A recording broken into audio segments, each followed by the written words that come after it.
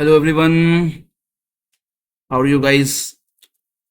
Are you following this series? Are you following this enterprise system series that I'm making? Have you watched uh, all the 4 lectures that we have already discussed and covered? If yes, then do like the video. If no, then do watch it. What are you waiting for?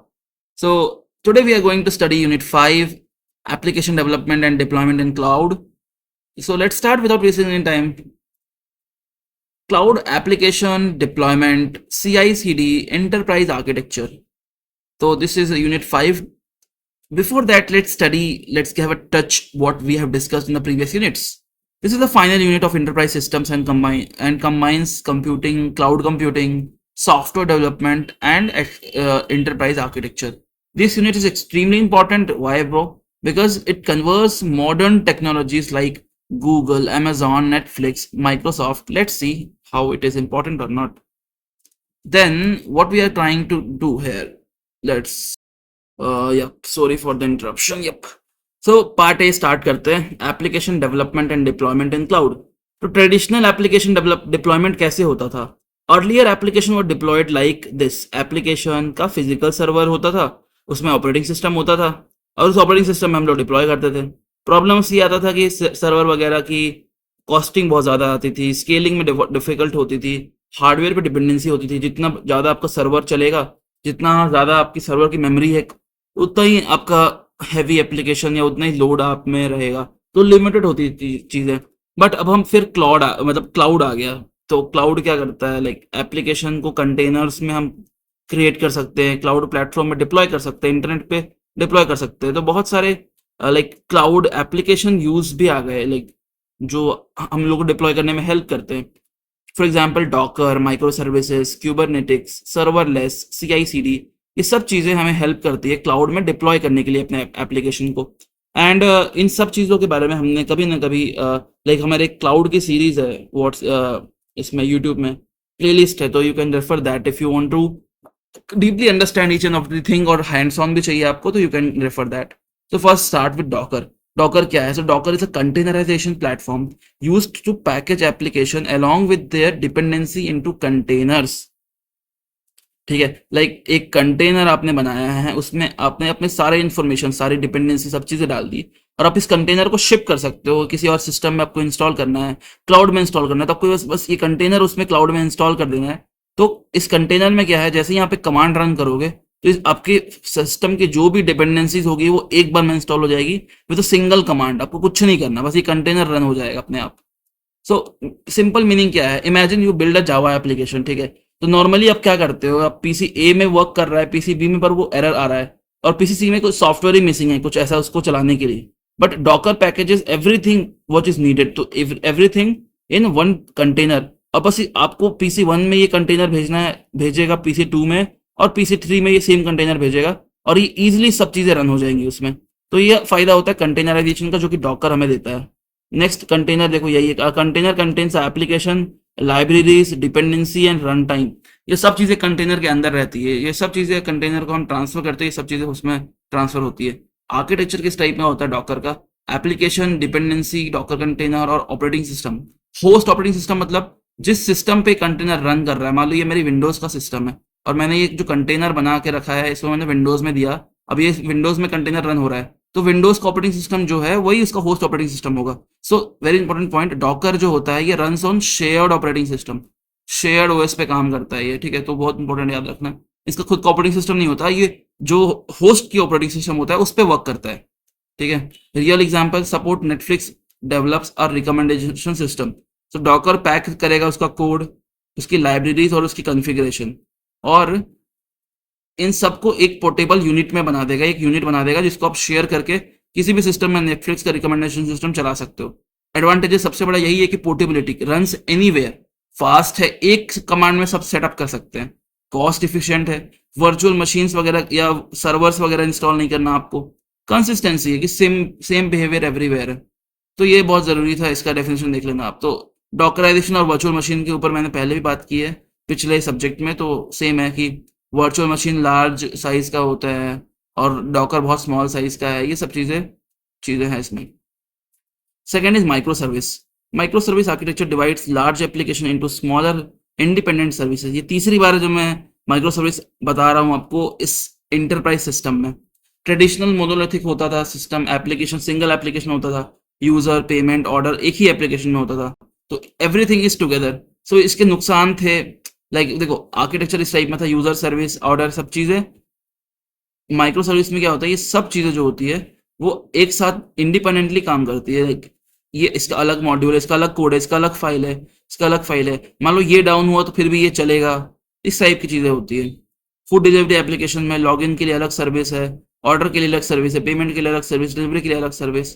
तो इस type की सारी services एक API gateway से connected रहती है जिसको हम यूज कर सकते हैं। एडवांटेजेस हमने पहले भी बात कर चुके हैं, डिसएडवांटेजेस भी कॉम्प्लेक्स है, डिफिकल्ट टू मैनेज, यही सब चीजें।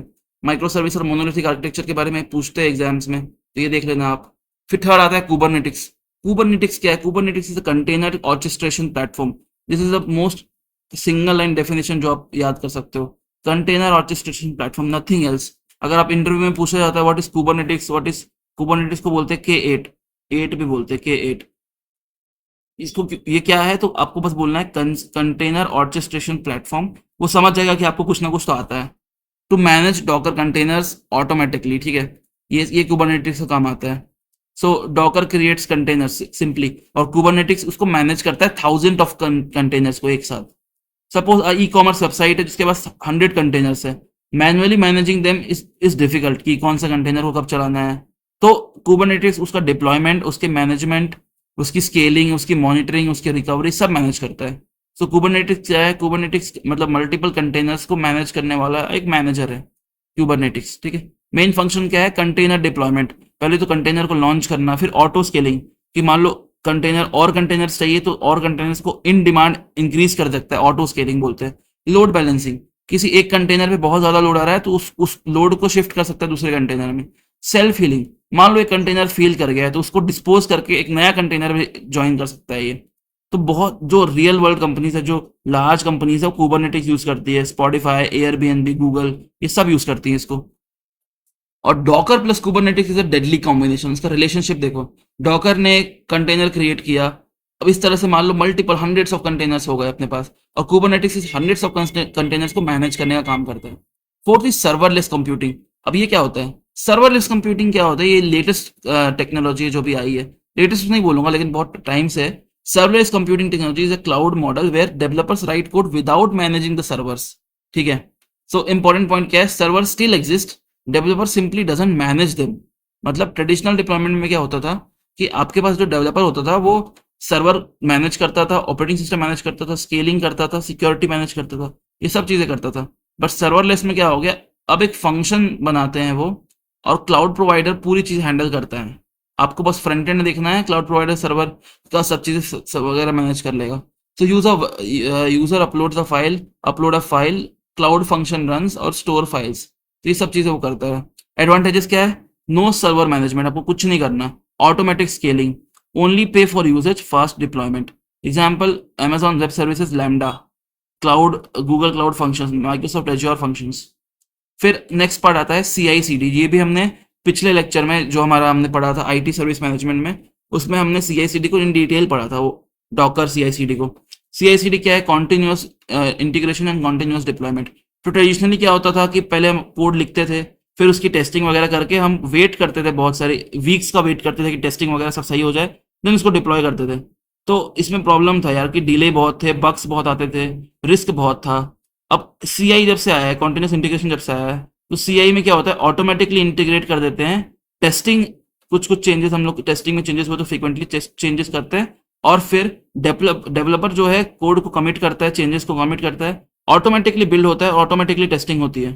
टेस्टिंग तक CI चलता है, टेस्टिंग होने के बाद वो बताता है कि हाँ भाई देखो टेस्टिंग हमने कर लिया, कोई बग नहीं है। तो early bug detection, better quality, faster deployment, ये सब चीजें CI करके देता है। अब CD क्या करता है? CD ये करता है कि ऑटोमेटिकली इसको डिप्लॉय कर देता है प्रोडक्शन में। कोड आया, कोड बिल्ड हुआ, कोड टेस्ट हुआ, डिप्लॉय भी आराम से हो गया CD के थ्रू, ठीक है। तो faster release, lower risk, reliable deployment, ये सब चीजें।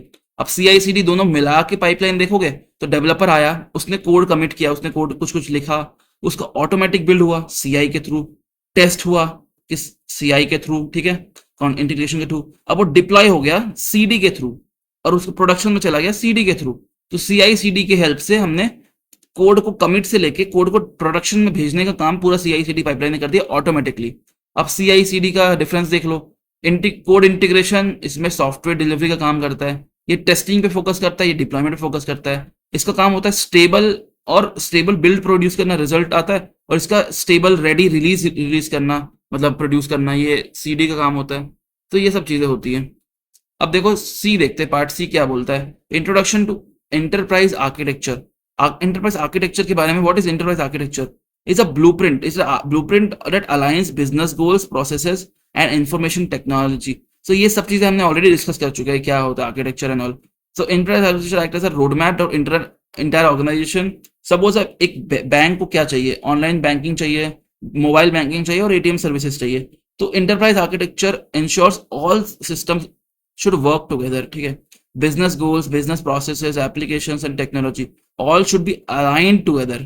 Importance of architecture क्या है? strategic alignment चाहिए, better decision making बहुत जरूरी है ये चीज, reduced cost, improve efficiency, standardization। अब देखो इंटरप्राइज के कुछ मॉडल्स होते हैं, Zaxian फ्रेमवर्क और TOGAF फ्रेमवर्क। ये दो फ्रेमवर्क है, आप इसको याद कर लेना, Zashman and TOGAF। So Zashman क्या बोलता है? Like Zashman framework is a structured model for organizing enterprise architecture information developed by John Zashman. Basic idea क्या है कि answer 6 questions: what, how, where, who, when, why। In 6 questions को आप handle करोगे तो आपको ये पता चलेगा कि आपका स्ट्रक्चर मॉडल क्या है, ऑर्गेनाइजेशन एंटरप्राइज आर्किटेक्चर का स्ट्रक्चर किसके लिए बना रहे हो, क्या है। व्हाट मतलब डेटा, हाउ मतलब प्रोसेस, वेयर मतलब लोकेशन कहाँ डालोगे, हु मतलब कौन यूज कर रहा है, कौन पीपल यूज करेंगे, व्हेन मतलब टाइम क्या होगा, और why what is the motivation behind using that, making that. तो ये सब चीजें अगर आप कर लोगे हैंडल तो Zashman फ्रेमवर्क होता है। Zashman फ्रेमवर्क स्ट्रक्चर्ड मॉडल और organising enterprise architecture of information, ठीक है। ये फ्रेमवर्क हम यूज करते हैं, like provides different views of the enterprise, और स्ट्रक्चर्ड अप्रोच होता है, इजी क्लासिफिकेशन होता है। एक होता है TOGAF फ्रेमवर्क, इसका फुल फॉर्म होता है the open group architecture framework, ठीक है। The open group architecture framework, TOGAF बोल दो या TOGAF बोल दो, provides a step-by-step methodology of developing a enterprise architecture। Step by step methodology provide करता है। कोर कंपोनेंट होता है ADM, architecture development manager method. So TOGAF का लाइफ साइकिल क्या होता है? पहले विजन कि आपको बनाना क्या है, फिर बिजनेस आर्किटेक्चर बनाओ, इंफॉर्मेशन सिस्टम क्रिएट करो, architecture technology, like technology architecture और इम्प्लीमेंटेशन, ये सब चीजें TOGAF में होता है। और डायग्राम क्या होता है? लाइक आर्किटेक्चर विजन जो आपने बनाया, फिर बिजनेस आर्किटेक्चर, इंफॉर्मेशन और technology architecture and implementation, last में इम्प्लीमेंटेशन होता है। इन एडवांटेजेस यही है कि स्टैंडर्ड इंडस्ट्री स्टैंडर्डाइज है, लाइक डिटेल्ड है, वाइडली यूज्ड होता है। अब दोनों के बीच को डिफरेंस भी इंपॉर्टेंट है, देख लो ना एक बार। इसमें क्लासिफिकेशन फ्रेमवर्क ये एक मेथोडोलॉजी है, इसमें ऑर्गेनाइजेशनल स्ट्रक्चर, और इसमें आर्किटेक्चर प्रोसेस, इसमें व्हाट टू डिस्क्राइब, इसमें हाउ टू बिल्ड। और कॉम्प्लेक्सिटी इसकी हायर, इसकी लोअर होती है, इसकी हायर होती है। लास्ट क्वेश्चन, एंटरप्राइज आर्किटेक्चर की केस स्टडी बता दो, ये तब अच्छे समझ में आएगा। सिंस सिलेबस से architecture case study to be identified, इसमें लिखा हुआ, सिलेबस में देखोगे ना आप, इसमें लिखा हुआ to be identified. So I thought कि ये चीज हम लोग को क्लासरूम असाइनमेंट है, बट मैंने इंक्लूड करने का ट्राई किया खुद से। सो केस स्टडी जैसे बैंकिंग एंटरप्राइज आर्किटेक्चर की बात करते हैं, तो बिजनेस गोल क्या होगा बैंकिंग, अब बताओ, खुद सोचो इसके बारे में। Online banking, mobile banking, ATM service, secure transaction, ये एक बिजनेस का गोल रहेगा जो बैंकिंग सेक्टर में काम करता है, ठीक है। अब उसके लेयर्स क्या क्या रहेंगे? Customer service, loans, deposit, payments, ये 4 लेयर्स होंगे जो मेनली सर्विस प्रोवाइड करेंगे। एप्लीकेशन लेयर यानी कि यूजर्स को क्या क्या चीजें चाहिए, एक CRM, एक ERP सिस्टम, कोर बैंकिंग और एक मोबाइल एप्लीकेशन, ये 4 सॉफ्टवेयर होंगे जो एक एप्लीकेशन लेयर में होनी चाहिए। टेक्नोलॉजी स्टैक क्या क्या यूज करेंगे? Cloud infrastructure, database, security systems और नेटवर्क, ये सब चीजें हमें देखनी पड़ेगी। कंप्लीट आर्किटेक्चर क्या होगा? बिजनेस गोल, बिजनेस प्रोसेस, एप्लीकेशन, डेटाबेस और क्लाउड इंफ्रास्ट्रक्चर। बेनिफिट्स, ये सारे बेनिफिट्स होंगे, रिड्यूस कॉस्ट एंड ऑल। तो इसके साथ साथ हमने पूरा का पूरा यूनिट भी खत्म कर लिया। एक्सपेक्टेड क्वेश्चन ये आ सकता है कि डॉकर, कुबरनेटिक्स और सर्वरलेस में क्या डिफरेंस है, ये चीज आप देख सकते हो। एग्जाम्पल भी देख लो, डॉकर का डॉकर इंजन, कुबरनेटिक्स और लैम्डा। मेमोरी ट्रिक भी आपको याद करनी है तो याद करने का ट्रिक है, देख सकते हो। इसी के साथ हमने यूनिट 5 भी कवर कर लिया है। And okay, hope you enjoyed, hope you liked the series, hope it should help you in the examination, and it will, like questions इसी के ही बीच में आएंगे, nothing else. So stay connected. Please do like the video. If you want more videos, subscribe the channel, and have a good day. Bye bye.